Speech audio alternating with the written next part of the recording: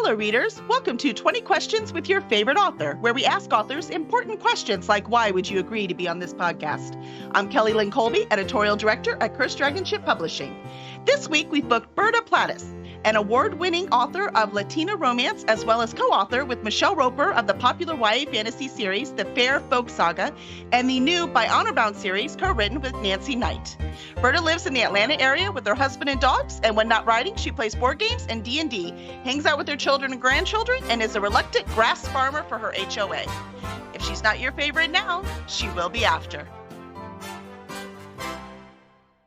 I love that, by the way. When I read that, I laughed so hard. The reluctant grass farmer for your HOA. I said, can I grow something else? Arugula? Herbs? No. It must be Bermuda grass, which is good for nothing except cutting, mowing, you can't eat it. You can't edges. Spice things with it. Oh my gosh, that's so fun. I mean, you could have a community herb garden. Why would they fight that?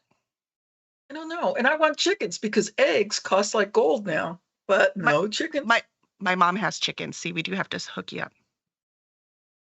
I have to make this work. We can make legal chickens. Hers are legal. No, hers are legal. She spoils them rotten though. So I'm like, they're not laying eggs anymore. You should eat them. And she's like, no, they're my babies. See? Yeah, you can't eat the chickens. I would totally eat the chickens. See, I'm cold. No, then you have a senior citizens coop. Here's the retired ones. These ones are pets. It's like my dad. I had a dog that was really old and it was deaf and blind. And he said, you should just put that thing to sleep. It's just so pathetic. And then when he got old and deaf and I had another dog and he goes, why would you even think about putting it down? It's living its life. It's being a dog. It's like, yeah, Dad. I know. Remember? Do you remember? I was empathetic before you were empathetic. It was not acquired empathy. Oh, I love it. Oh, Vicki said the chickens are laying again this week. See, we could totally make it happen. Oh, nice. We can make this happen. Give them a heat lamp. Make them more comfortable. Must protect them from the storm coming. You know, on looking at your portfolio and your bio, you do a lot of collaborations. So lots of projects where you work with other authors. What is it about this kind of production that attracts you? Why do you like to do that?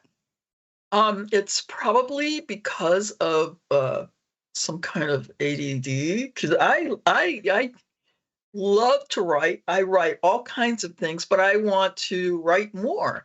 And I say, and that's how I started with Michelle Roper. I was under contract with St. Martin's to write a romance novel, a chick lit novel.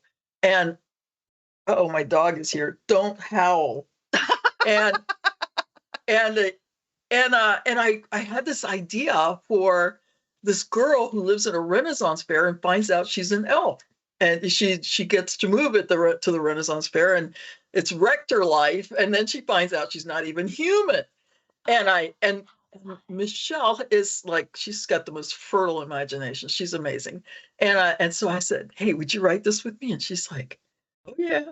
And 7 books later, we're like chugging away, writing the books. It was a lot of fun. And we learned a lot about how to write together, how to do it as a pair, which has helped now that I'm writing with Nancy.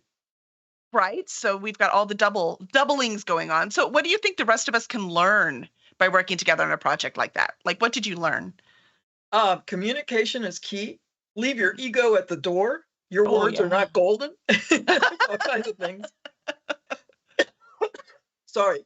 No, you're fine. I swallowed the wrong way. So those are all important things. You got to talk a lot. It's not like, I think this needs to go in this direction. You say, what if it goes in this direction? And the other person says, that would be great. What if it went in this other direction? And so then you talk about, down the road, my vision is that down the road, this happens. And the other one goes, oh, well, maybe that'll work out. And sometimes it doesn't. Maybe the other way is the right way to do it. Yeah. Because you got to think about the story and not your own narcissistic view of how this world builds. That's for your own book. I was going to say we're all writers, so we do kind of have our own view too. So yeah, I can see that. But it's nice to find it. And you didn't just find one person you could do this with, but at least two. So that's pretty impressive. Right. And how do you know when you're clicking with a potential partner? When your output is humongous, and it's all those words. We can write. That's the other thing too. You can write a book in half the time, because if you're both writing. So part of it, I think, was finding people. A good partnership is two people who are equally matched in craft. The way you want to. You don't have to both be excellent spellers. You don't have to both be excellent plotters, but at least one of you has to be. And the other one has to have something that covers that'll take you beyond that. But you both have to have the same work ethic and say, if you're going to have a chapter done before the end of the month, don't make the other person wait. Don't leave them twisting in the wind. You both have to do it. And we do a good job of that. Yeah. Mm-hmm. We do a good job of it. We always talk the difference between just being the artiste and actually being the writer is that you have to make those deadlines. That's like a big difference. Yeah. Yeah. Otherwise, it's like Barbara Cartland and her secretary. She's laying on the lounge chair with her feather boa and a lorgnette, and her little thing says, "All right, Beulah, peel me a grape and finish the chapter and use lots of ellipses." Because I was a fan of Barbara Cartland. Cringed. I'm just cringing, just for the record. Cringed. Barbara Cartland used a lot of ellipses. A lot. Her poor editor. Yeah, let's face it, you get to a point when you're selling enough books, editors don't care anymore. Whatever you want, just put it in. And that does such a disservice to the reader. It does. Totally agree. I'm like, I don't care how many books they're selling. It's like there are books that you read and you say, "Oh, I could have taken this. This would have made a great pamphlet." I mean, there's so much dreck in here. And it's somebody famous, and you've enjoyed their previous books, but then you get to one that's just like, where's their editor? Yeah, I mean, the last Harry Potter book's famous for that. Like, you talk to editors, I'm like, I could have cut 500 pages out of that book, and it would have been tight and powerful, and people would have devoured it, right? So yeah, trees died for that. And still there's room for all of those outtakes. That 500 pages, you could put it on your website and say, "Hey, look what I cut out of it," and super fans will love it. They want to read everything, but every bit. It doesn't do the story any good. Nope, I agree. But it is what it is. And who am I to argue with her sales? Let's see. Your character. So you have the two series, the Honor-Bound one with Nancy Knight, and the Fae Folk Saga. Fairfolk. With Michelle Roper. So that's the one with the elf that you were talking about. Right. I love that idea. So by Honor Bound, what's that one about? That's about a young woman who lives a very humble agricultural kind of life. But she has a nanny, and there are not too many poor beekeepers who have nannies. That something's up here. And she turns out to be a dragon. She ships into a dragon, and as a dragon, she's the last of the dragons. She is the one who's going to take over the throne of her kingdom, because the last dragon was actually her ancestor, who was the queen 300 years before. So she has to take. Did I just give away the whole damn plot? I think I did. No, you just gave away the secret part. So that's fine. Like, that's the good part, because that's why we want to read it. Oh, okay. No, you did good. You did perfect. So that's cool. So out of these series, and then of course you write romances as well that are not speculative, right? Yes, I write small town romances, and people can read about them on bertaplatas.com. I've got them listed there, so they can go there. I love it. I mean, we concentrate on speculative, but let's face it, we talk to readers, and readers like books. I know I read everything, so it's nice to know the variety that people have out. But so considering these different worlds and these different ventures, is there like one character that stands out that just would not do their job? Like they did not want to stay in the plot. They would just not obey what it is you thought they were going to do when you started writing them. That's a good question. Right? Yeah, yeah. In By Honor Bound, we had like this wandering knight who was just going to be like a vehicle to just show how compassionate she was and how forthright. She's going to save his life, even though he doesn't have anything to do with her story. And it turns out she marries him later on. It's like, what the heck? How did he become such an important? We had to write a whole backstory for this dude because he was. You're like, no, disobedient. Quit looking at her. She's going to be the queen. I love it. So she's itchy and has scales. She's cute, but leave her alone. Too late. They're married now. 3 kids on the way. I don't know how dragons have kids, but who knows? It could be. And in your world, it could be anything, right? Many books do you anticipate in this series? Oh, we know that. We're going to have 4 books, and 2 of them are written. The 3rd one will be out in June, and then we hope to have another one after the first of the year.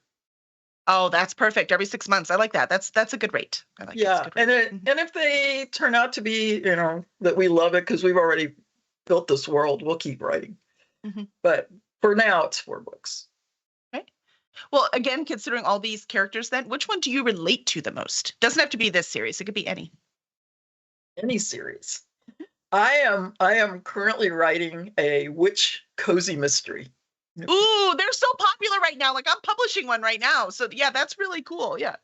And it's Nancy keeps saying, but this isn't funny. And I said, it doesn't have to be funny. It's humorous in places, but it doesn't have to be like, whoa, belly laugh kind of thing. I didn't want to do it that way.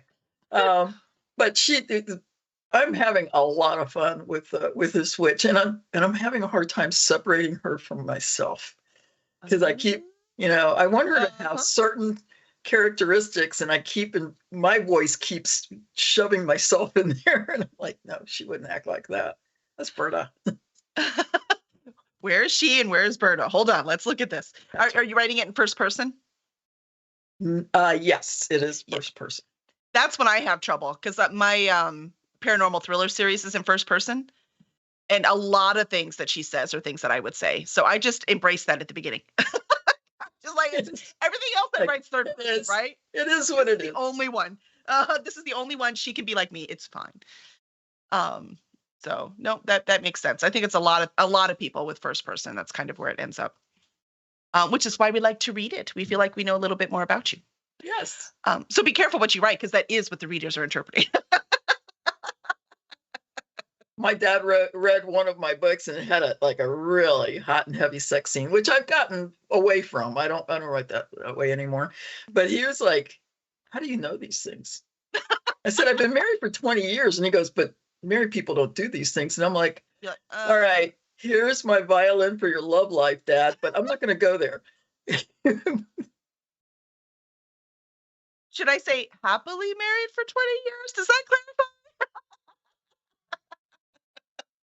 Inventively married for 20 years.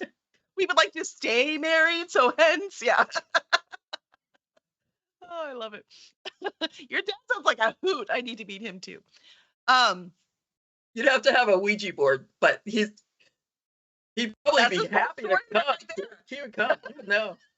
He has a Spanish accent. I love it. Does a Spanish accent come out on a Ouija board? Too many. It hesitates on the R's. Totally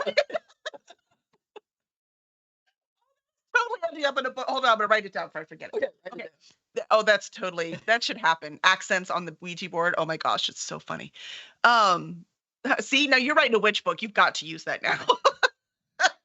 I don't think I'm going to use that. You have it. You get yours. Oh, I'm going to create a short story. Our anthology that's coming up, the new theme is resurrected. So I probably could use it in a short story for that. That could totally work.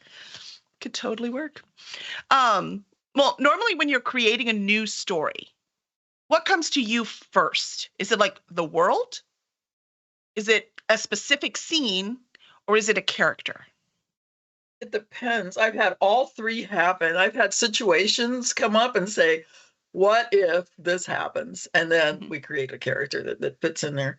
I've also had a character that I thought was just amazing. Like Catwoman, who's in her sewn into her leather outfit, but she's clumsy and she falls off buildings.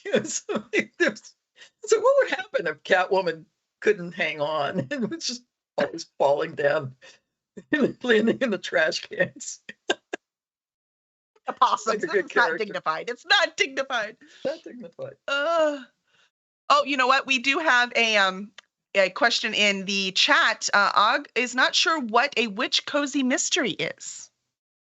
So cozy mysteries are mysteries where it all happens usually in a small town or in a location that's contained, and usually the death happens off screen. You find the body, but there's not anything violent.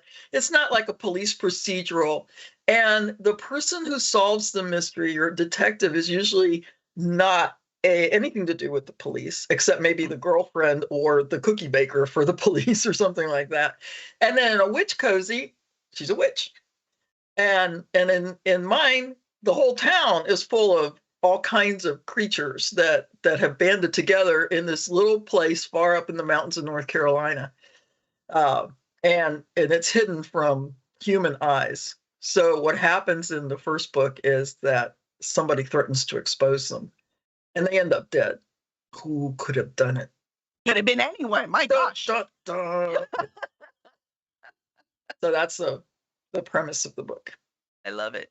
Yeah, Og, if you think of like Murder She Wrote, that's murder. That's cozy mystery, Yeah, right? and who would want to go to Jessica's house and have her show up at your dinner party? You're like, oh, somebody here is doomed. Somebody's gonna die. Yeah, exactly. Yeah. It's like she assigns the red shirt. Mm-hmm. Yeah. Yeah, Avatar fan says when the girlfriend of the cops is more competent. Yeah, sometimes. Yeah. Sometimes. Yeah. Um, yeah. Sorry, I had to check on chat. I'm like, I haven't looked at chat. What am I doing? Um, your bio says that you play D&D. We do a D&D stream on Monday nights, so we're a little addicted ourselves. So that's really cool. We're wondering, what is it about that sort of gameplay that attracts you? What do you like about D&D? Storytelling. It's like one big story, and you're playing in it, and you get to be one of your characters. It's awesome. It's fun. Yeah, I had someone say it was like collective storytelling, right? Where we don't get to do the collective part very much.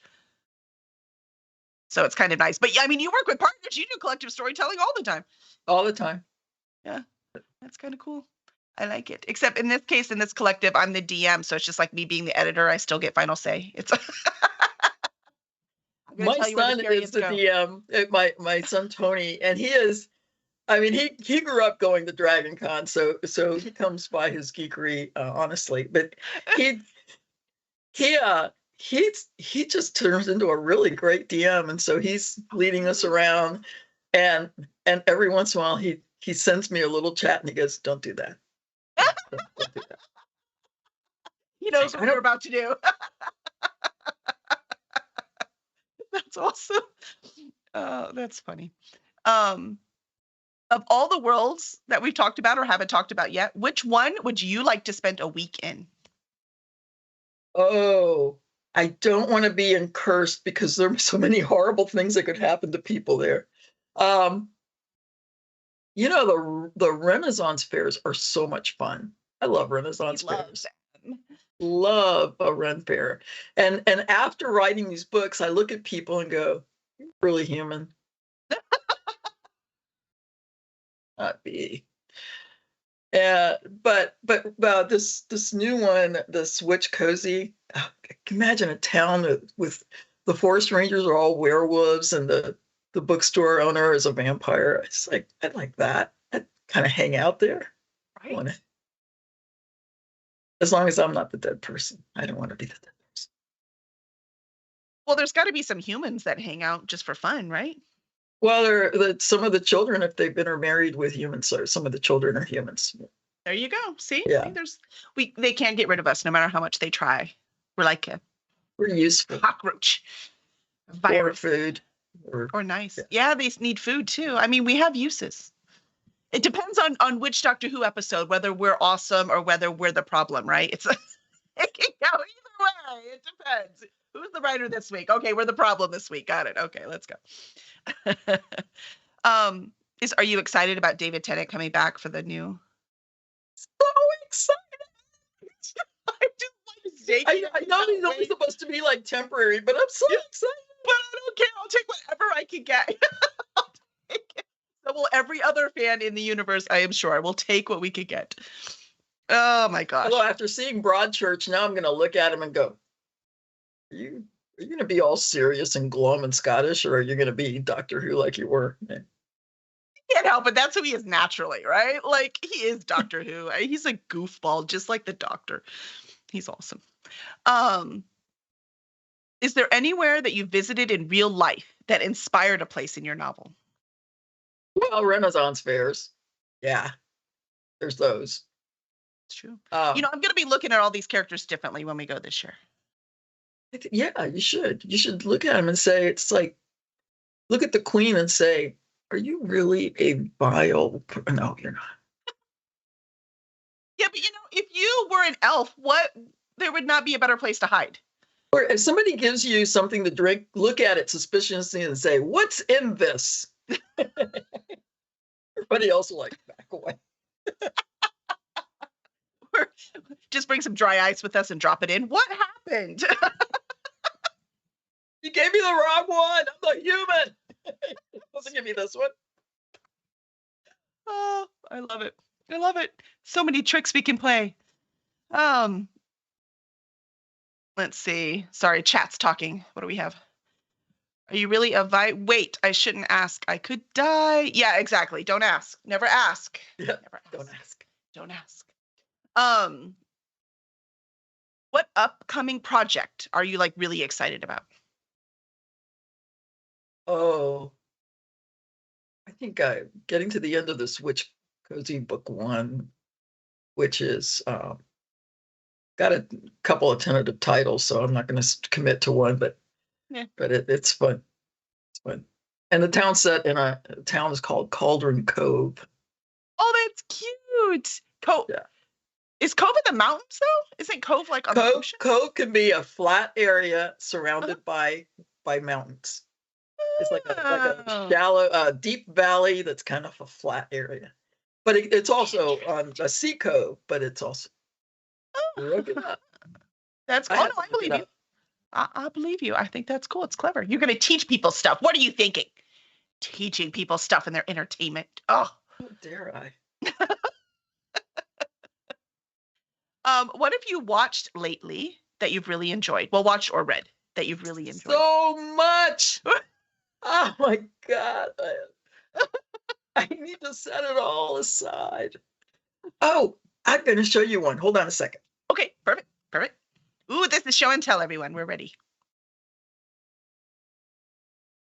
D&D is making shit up as you go, and you pray to dice that you can kick ass. Yeah, that's right, Avatar. That's exactly what it is. This is a book that I bought at Conjuration because I met the author, Bob Magoo, and it's called Bringing Home the Rain. It is about a wizard in Alabama who is addicted to meth, and meth fuels his magic. Oh, so he doesn't want to be addicted, but he can't do magic without it. It is the best book. It's like Faulkner. It's amazing. But hilarious because he lives in a shed and hangs around in his underwear and everyone hates him. It's a great book. It's also on Kindle Unlimited if you have Kindle Unlimited or want to read it. That's high praise, man. I was like, this book sounds awesome. It is awesome. You should invite Bob Magoo to be on your. That would be fun. Show. Do you have his info? I'll take it after the show. I will. I'll give it. I'd love to have him on. I mean, because I met him there. I think I was on a panel with him, and he was talking about it, and I was going, "Boy, that sounds good. Boy, that sounds good." And I ended up buying it. I never buy paper books because I am addicted they're heavy. to books. I know, me too. And I'm trying to. My husband says, "Purge your library." I'm like, "What? What gruesome words?" It's like, why would you say that to me? I thought you loved me. I will say in my You old Marie age, I've Kondo? started to donate. I have started to donate a lot of books. I'll read them and I'll donate them. So I keep my signed books. I guess I get enough of those now that those the ones I keep, but everything else I do donate them. Let's spread the love. I want more people to read these awesome books. So There are I some get I that. will never give away. But yeah, Yes, there's some I there will are never give away. there are some old romance novels that I said, am I going to read this again? Probably not. But it was really good. So somebody else should enjoy that. Yep. Yeah. Let someone else learn what married people can do. Thank you very much. There's more to it, man. What was the title again? Oh, Og wants to know what the title of that book was again. Bringing Home the Rain. Bringing Home the Rain. That sounds awesome. Um, so you won awards for your Latina romances. Congratulations, first of all. Those are hard to come by, so well Thank done. you. Thank you. Second, I'm wondering, what are the tropes in a Latina romance? Like, is there anything different from traditional or? It's the same as everything is. Yeah, except that the characters are Hispanic. Gotcha. Okay. So same basic kind of tropes. We all want love. Yes. It's not love and tacos. It's just love. Oh, no, I want tacos too. No. Don't take my tacos away from me. That's just mean. Is it That's part of Tuesday? That's when the tacos come. It is Tuesday. Yes. No, we just have tacos all the time. We are in Houston, right? It's almost required. It's like, you want to live in Houston? Oh. First, you must sign this document. You must like pho and tacos. We're like, okay, done. Let me sign. I'm in. Oh, and barbecue. Barbecue, pho, and tacos. Then you're allowed to live here. You're speaking my love language. Barbecue. and tacos. That's it. We're good. Although I understand that if you're in Texas, you have like a palette for salsa. It's not just like salsa. It's like different kinds of salsa. Oh, yeah. There's all kinds of salsa. Here it's the red stuff, and that's it. Well, see, we like the green salsa best at El Tiempo. So, like, it depends on where you are and what you want. And that one, I believe, is a tomatillo based. But all the green ones aren't, right? There's all kinds of different. It's crazy. It's crazy. Not until I moved here did I realize like there was a huge difference between like pico de gallo and then like a more. A picante and my mom's neighbors were Mexican, and when she lived here in Atlanta, she moved to Miami Beach. But that's a sad and tragic story about me being abandoned by my mother when she grew up and decided she wanted her own life. Oh, so mean. Okay, I'm 40, but No, I don't care. I'm with you 100%. But her neighbors they still live there, and they actually bought her house too and kind of turned it into an enclave of people living there. But they have all kinds of asadas, and they have they would roast meats, and they'd have these giant parties, and they'd invite us, and we'd eat it. And one day I said, I want some of that salsa, and everybody stopped and looked and said, that's pico. Like, okay. I can see now that it has no sauce in it, that it is just little veggies. Okay. So sorry. Can I have it anyways? I think I shocked them. I was like, how can you not know this? Is it because I'm Cuban? I'm not Mexican. Sorry. We don't eat the same things. Leave me alone. Now I want a Cubano. And plantains. My gosh, I love plantains. I'm hungry. Apparently, I'm hungry, Zafo. I did not eat before this, and now it is showing. Hold on. Let me call Uber Eats and send you a Cubano and some plantains. That's right. Oh, no, we only make our own Cubanos. Sorry, we don't buy them anywhere else. We must make them. We have very specific mojo that has to happen. We're food snobs. It's not even funny because it's not cheaper if you're food snobs, for the record. That's people like, it's cheaper if you make it on your own. Not what we want to make. I don't think you understand. Yeah, it's hilarious to me. All right, so we are at the very important part of our podcast where we ask our vital questions that our audience definitely wants to know. I mean, the writing stuff, yeah, that was fun. But no, these are the questions that matter. So okay, I hope you're ready. All right, here we go. First, what is your favorite flavor of ice cream? Oh, it's vanilla. And that sounds boring, but you can dress it up. You, Berta. I'm a Gemini, and I put crap on it, and so Sometimes just a it's base. chocolate, and sometimes it's strawberry, sometimes it's caramel, and sometimes it's not. And sometimes I mix nuts in it, and sometimes I put. So, yeah, vanilla is the best base for all of that happening. I gotcha. All right, that's fair. I mean, I'm still judging you, but it's fair. Can zombies climb? No, because their hands fall off. Oh, see, it's going to be difficult. Sorry, Og, but Steven gets one this time. We have different audience members, which side they're on. Um, beer, liquor, or wine? Yes. That's the right answer. It's the only right answer. Okay. And if it's liquor, I like bourbon. Oh, nice. You're a true Southern girl. See, that's right. Um, what is your favorite holiday dish? Roast pork with mojo. Yeah, I love it. Perfect. We will have to share mojo recipes. Oh, yeah. What is your least favorite chore around the house? Cleaning the cat box. Yeah, it's not fun, That right? bitch should do it herself. Right? I mean, she lives What here the for free. heck? It's no She just fair. lazy around looking like a furry meatloaf. She ought to do her own work. Laying on my keyboard, it's really annoying. Walking across. That's right. I'm in meetings and it's like, yes, I know you're very important. Yes, yes, look at my butt. Yeah, I know. Get off of my keyboard. Thank you. Uh, what is your favorite part about writing or the writing industry? Oh, those are two very different questions. My very favorite part about writing is coming up with ideas and fleshing them out. I adore that. The discovery process. Yeah. Yes, editing, not so much. Nancy Knight, though, would tell you that she loves editing. She loves to have a finished book and just polish it up. Aw, see?